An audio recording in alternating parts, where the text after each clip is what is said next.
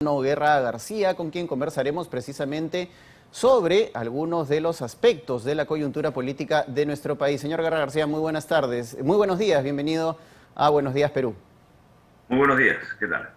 Queríamos empezar preguntándole por esta censura a la ministra de Trabajo, Betsy Chávez. Ayer finalmente se consumó esta censura con 71 votos a favor e incluso con algunos de los votos de Perú Libre, del mismo partido oficialista. ¿Qué sensación le genera este resultado de la censura que se produjo ayer en el Congreso de la República? Bueno, nosotros en Fuerza Popular y creo que muchos ciudadanos nos sentimos aliviados de que Betsy Chávez no esté ya en la cartera. Ella le ocasionó un gran daño a cientos de miles de emprendedores, de gente de la pequeña y microempresa, cuando permitió esta huelga que causó pues pérdidas económicas durante la Semana Santa en la que mucha gente esperaba recibir turistas. Y el daño no solamente fue a nivel del país, sino a nivel internacional. Hemos visto nosotros en televisión, en noticieros, gente de otros países que decían que nunca más querían regresar al Perú. El daño en una imagen, el daño en darle un maltrato a un turista es casi irreparable. Betsy Chávez es responsable y solamente por ese tema, aunque hay otros más, debió irse hace tiempo. Felizmente está ahora fuera de esa cartera. Esperemos que el gobierno no cometa el error de ponerla a ella en otra cartera, ¿no? Porque digamos que son capaces de hacerlo. Ahora, hablando específicamente, congresista, de este tema que ha sido el motivo de la censura, ¿no? La huelga de los controladores. Estas se han venido dando desde hace mucho tiempo y siempre son en épocas claves, ¿no? En feriados largos. De hecho, en diciembre hubo una y al parecer no causó mayor inconveniente. ¿Qué pasa si mañana más tarde, no sé, 27, 28 de julio, vuelve a haber una huelga de controladores? ¿A quién responsabilizamos?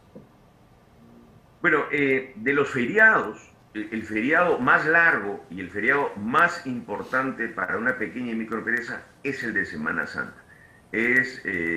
Porque, digamos, el de Año Nuevo, el de 28 de julio, se reparte, la gente puede viajar también y es más corto. Entonces, un ministro tiene que tener la capacidad, tiene que tener el criterio de negociar, de conversar, de permitir el derecho a la huelga, como ha sucedido en otros feriados pequeños, que obviamente eso lo va a pensar el lado sindical, va a decir en qué momento puedo hacer mi presión, en un momento de mucha demanda de mi servicio. Pero para eso está, como se dice, la muñeca de un ministro. Si otro ministro permitiera que esto sucediera y no tuviese la capacidad, habrá que evaluarlo. Pero acá no solamente es este tema, dije, este es uno de tantos. Está el afán de Betsy Chávez de intervenir sobre una entidad autónoma que ha mejorado la administración pública, que es Servir. Ella ha querido adscribir a Servir, llevarse a Servir al Ministerio de Trabajo, y eso no es correcto, porque Servir tiene injerencia sobre muchas otras administraciones y otros sectores. Pero además de eso, vimos ayer, el día de ayer, el tema de Sunafil, la renuncia en bloque de los directivos de Sunafil, algo que no se ha dado en nuestro país hace mucho tiempo, que renuncie gerente con sus gerentes, todo un equipo diciendo, oigan, acá hay una intervención. Y lo que se ha dicho ayer es que habría una intervención en Sunafil para dar puestos de trabajo a cambio de votos. Eso es gravísimo. Solo eso ya significa una censura.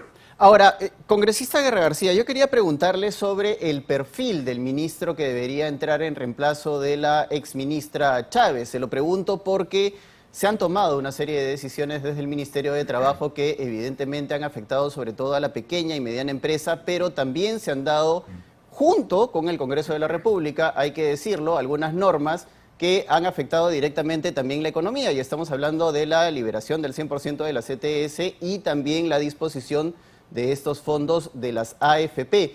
¿Cómo se debería elegir el perfil del próximo ministro de Trabajo? Pero quiero empezar por lo segundo. La liberación de fondos no ha afectado a la economía, no ha generado tampoco la inflación que algunos decían que iba a suceder y ha aliviado la economía popular en esta situación en que hay desempleo y hay además una inflación que está avanzando. En nuestro país, la mayoría de gente no tiene empleo fijo.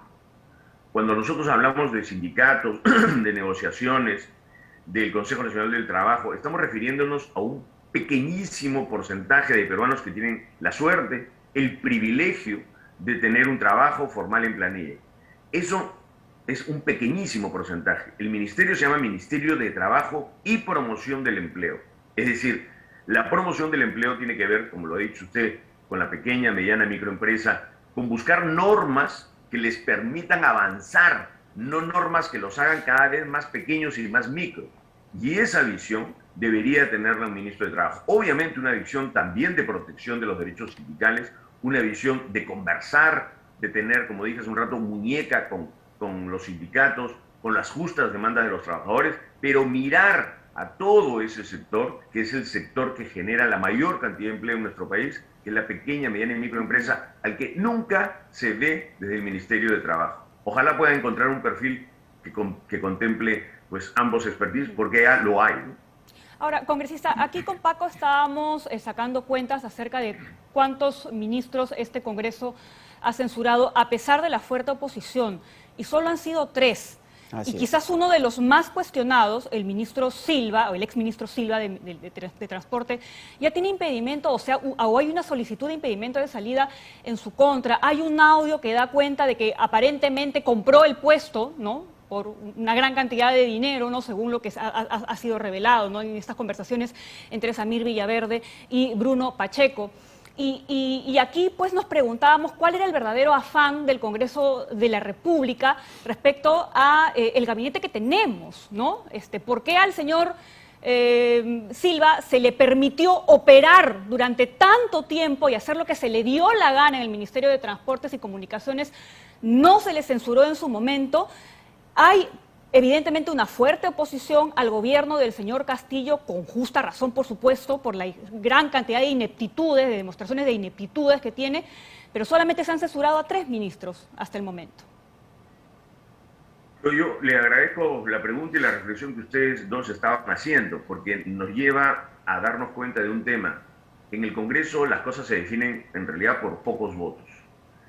Hay quienes hemos tenido una oposición dura y que hemos votado por la vacancia, y mucha gente nos dice que somos los obstruccionistas. Nosotros, es nuestra posición, creemos que este gobierno nos está llevando al barranco. Pero hay también quienes, con justa razón y pues, desde su punto de vista ideológico, dicen, oye, están ustedes obstruyendo, queremos apoyar a Castillo. Cada vez menos. Hay los indecisos que juegan a un lado y a otro lado. Así es un Congreso. Un Congreso no es una unidad. No puede serlo, no debe serlo. Son 130 personas. Hay pocas bancadas disciplinadas, pocas bancadas que discuten y toman sus acuerdos. La nuestra es una bancada que se mantiene firme y coherente en sus votaciones. Entonces, esto se expresa así. Eso no nos debe llevar a asustarnos. Los parlamentos y los congresos en cualquier parte del mundo son así. Son 130 individualidades. Y eso se expresa en votos así. Y yo creo que es la prensa la que tiene que ser muy inquisitiva para analizar los votos y para preguntarle, exigirle, denunciar a quienes por sus votaciones parece evidente que negocian con el Ministerio de Trabajo, que negocian con el gobierno, ahorita por acá, ahorita por allá, ¿no? Y ese es un tema pues, en el que tenemos que presionar todos juntos. Nosotros no podemos cuestionar a alguien por su voto, puedo discrepar, pero no puedo mandar a ética por su voto. No puedo iniciar un juicio por su voto. Pero si la prensa y la ciudadanía no solamente presiona, sino investiga, como se ha hecho en algunos casos, nos daremos cuenta que muchos de esos votos pues, son votos lamentablemente mal negociados. Así es, y precisamente por ese lado iba un poco también la crítica. La prensa ha sido bastante inquisidora porque precisamente se circularon estas mociones de censura contra el ministro Silva, y no fue hasta muchísimo después que finalmente varios congresistas decidieron unirse a esta, y cuando se estaba debatiendo la censura es que él pone su cargo a disposición y el presidente de la República finalmente admite su renuncia. Es decir, queda frustrada esta censura. Pero ahora hay un impedimento de salida contra el exministro de Transporte, Juan Silva, y han habido un impedimento de salida, así es, por 36 meses. Y lo que sí ha ocurrido, señor Guerra García, es que en la Comisión de Fiscalización que se presentó hace un par de días, han habido una serie de contradicciones entre él y el antiguo jefe ejecutivo de Provías con respecto a la presencia precisamente de Samir Villaverde y cómo lo llevó Juan Silva por la noche al ministerio para que conozca a este funcionario y de alguna manera se negociaran ciertas cosas. ¿Qué va a pasar ahora con Juan Silva y cómo se le podría incluir en algún tipo de investigación de las que se están llevando a cabo en el Congreso de la República? Ese es un tema que corresponde a la Comisión de Fiscalización y yo creo que van a incluirlo, que se va a iniciar como parte de esta investigación, incluir, porque lo que la información dice va ampliando y esto, ojo, se va a ir ampliando más. Al comienzo, recordemos, muchos dudaron cuando apareció el tema de Zarratea, se dijo que no, que era pues porque se había perdido en las elecciones, después se dijo, bueno, pueden haber indicios, ¿no? Y después comienzan mucha gente, con razón, que eran incrédulos, a darse cuenta que ahí estaba la pista. Y no solamente debe esto venir a nivel de la acusación en el Congreso, sino seguir avanzando esta acusación fiscal. Enhorabuena que se le haya pedido impedimento de salida al ministro Silva y a otros presuntos implicados, y que esto continúe, debe continuar con celeridad, con rapidez, y eso también es una labor de la prensa exigirlo. Y a mí no me cabe duda que esta es la punta de la madeja del tema que va a terminar sacando de la presidencia de la República a alguien que nunca debió estar sentado ahí. Y a propósito de eso, ya hay una investigación también que el fiscal Pablo Sánchez ha abierto contra el mismo presidente de la República, pero dada su investidura, pues la tiene que suspender. ¿No se ha pensado en hacer una reforma en la Constitución para que se pueda permitir una investigación? Porque de aquí hasta que acabe su mandato, el señor presidente, si lo llega a terminar, pues pueden pasar muchas cosas. Sí, es algo que se ha conversado, que yo entiendo que lo han visto en la Comisión de Constitución, pero es algo que demorará 2 legislaturas. El tema es, en realidad, una interpretación puede ser más rápido, porque un presidente de la República sí puede ser investigado. Lo que no puede ser es condenado, pero sí puede ser investigado, y ahí hay pues una brecha y una interrogante que el nuevo Tribunal Constitucional creo que podría resolverlo. También hay que señalar que hay que felicitar lo que ha hecho el fiscal Sánchez de comenzar a plantear estos temas que no los planteaba la anterior fiscal. Ojalá que continúe el fiscal Sánchez y hay que felicitarlo por esta labor pronta, porque así debe ser. Esto no es una persecución.